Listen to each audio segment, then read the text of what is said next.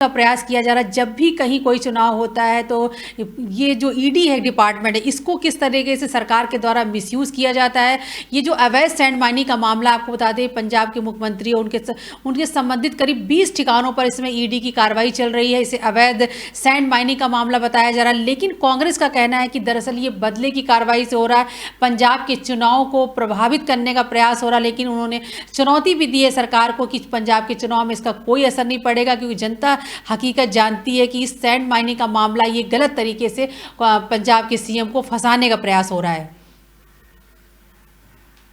इसमें कांग्रेस के हेडक्वार्टर पर प्रेस कॉन्फ्रेंस चल रही है, जहां पर कांग्रेस के प्रवक्ता रणदीप सुरजेवाला मीडिया से बात कर रहे हैं। मौके पर मौजूद है पंजाब के प्रभारी भी। आपको बता दें पंजाब के मुख्यमंत्री के और उनके कुछ करीबी लोगों के ठिकानों पर लगातार ईडी की कार्रवाई चल रही है। इसे अवैध सैंड माइनिंग का मामला बताया जा रहा है। भारतीय जनता पार्टी को नकारा, जिस प्रकार से पंजाब में, उत्तराखंड में दलितों और पिछड़ों ने नकारा, जिस प्रकार से हार सामने दिख रही है, क्योंकि देश के किसान, देश के गरीब, देश के दलित, देश के पिछड़े ने भारतीय जनता पार्टी को बाहर का रास्ता दिखाने का निर्णय कर लिया, तो वैसे वैसे ही भारतीय जनता पार्टी का दलितों पर, पिछड़ों पर, किसानों पर हमला बढ़ता जा रहा है।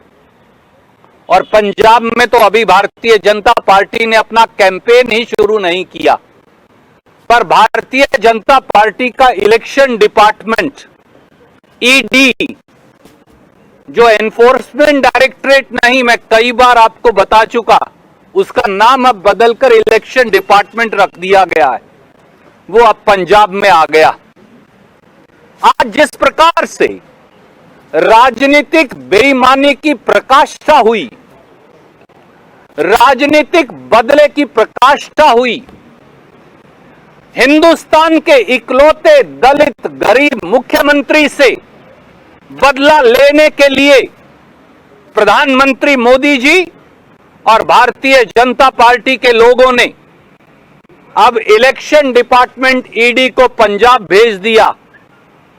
किसी पुराने 5 वर्ष पुराने मुकदमे में जिसका चन्नी जी या उनके परिवार से कोई लेना देना भी नहीं, उसके अंदर झूठी संलिप्तता के माध्यम से ये अपने आप में दिखाता है कि बदले की भावना, प्रतिशोध की भावना गरीबों, दलितों और हिंदुस्तान के इकलौते दलित मुख्यमंत्री के खिलाफ भारतीय जनता पार्टी के मन में धधक रही है।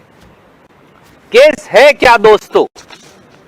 केस है कि कांग्रेस की सरकार के समय 7 मार्च 2018 को एफआईआर नंबर 26 पुलिस स्टेशन राहो, जिला नवा शहर में दर्ज होती है माइनिंग एक्ट के तहत। उसके अंदर चन्नी जी के किसी रिश्तेदार का नाम नहीं, चन्नी जी के परिवार के किसी सदस्य का नाम नहीं। एक व्यक्ति जिसका नाम है 34 एक्यूज्ड के अंदर, उसका नाम है कुदरतदीप। चालान पेश हो जाता है, केस मुकदमा चल रहा है, चालान के अंदर कुदरतदीप की भूमिका ही नहीं दिखती। आज ये कहा जा रहा है कि ये कुदरतदीप की दोस्ती या जान पहचान भूपेंद्र सिंह हनी नाम के 28 साल के नौजवान से थी। वो नौजवान जो अपनी पढ़ाई पूरी करके वापस आया है। भूपेंद्र सिंह हनी सरदार चरणजीत सिंह चन्नी जी की साली का बेटा है, भतीजा है। पर भूपेंद्र सिंह हनी का तो कहीं एफआईआर में नाम नहीं। मैं आप सबको, पत्रकार मित्रों को जानता हूं, तो कल आप में से या मुझ में से अगर कोई जुर्म कर दे तो क्या आप सब पर भी एफआईआर और ईडी की रेड हो जाएगी? ये कौन सा मापदंड और तरीका नया है? तो इसलिए जब कुछ नहीं मिला, जब राजनीतिक तौर से सारी चीजें खंगाल ली और एक गरीब दलित युवा पंजाब के मुख्यमंत्री सरदार चरणजीत सिंह चन्नी के खिलाफ कुछ नहीं मिला, तो इस प्रकार के उल जलूल, बेतुके और बचकाने इल्जामात लेकर भारतीय जनता पार्टी मैदान में आई है। और साथियों, आजकल खूब नूरा कुश्ती चल रही है। मोदी जी और केजरीवाल जी में। जब 10-15 मिनट के लिए काफिला रुक जाता है प्रधानमंत्री जी का, तो प्रधानमंत्री की डिफेंस में कौन कूदता है? अरविंद केजरीवाल जी महोदय सबसे पहले चन्नी साहब और उनकी सरकार पर हमलावर हो जाते हैं। दिल्ली के मुख्यमंत्री अरविंद केजरीवाल मोदी जी की डिफेंस में खड़े हो जाते हैं। और आज जब ना चन्नी जी को मालूम था, ना पत्रकारों को मालूम था, ना अखबार नवीसों को मालूम था कि ईडी की रेड होगी, तो ईडी की रेड होते ही पहला बयान किसका आया? माननीय अरविंद केजरीवाल जी का। लगता है मोदी जी के आजकल डायरेक्ट हॉटलाइन अरविंद केजरीवाल जी से मिली हुई है। दोनों मिलकर पंजाब में, उत्तराखंड में और गोवा में नूरा कुश्ती खेल रहे हैं। एक नाजायज काम करता है और दूसरा उसे सही बताता है।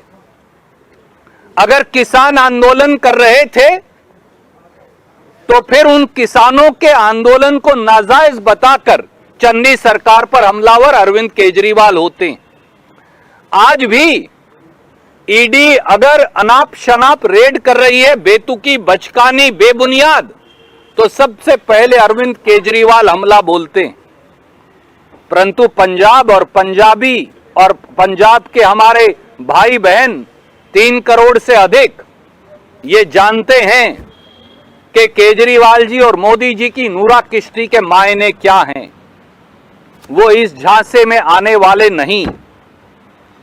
और मोदी जी, एक बात जान लीजिए, कांग्रेस के अनेकों नेताओं पर गुजरात से लेकर और दूर उत्तर पूर्व तक आपने अनेकों बार ईडी और सीबीआई और इनकम टैक्स और सीबीडीटी इस्तेमाल करके देख ली, परंतु हम ना डरने वाले, ना दबने वाले, ना झुकने वाले।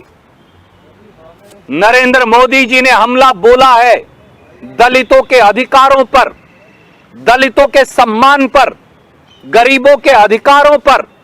भारतीय जनता पार्टी और अरविंद केजरीवाल जी को यह हजम नहीं हो रहा कि कैसे एक दलित नौजवान सरदार चरणजीत सिंह चन्नी के तौर पर पंजाब के मुख्यमंत्री की कुर्सी पर बैठ गया। परंतु ये जनता है, 3 करोड़ पंजाबी जो फैसला करेंगे, फैसला वही होगा।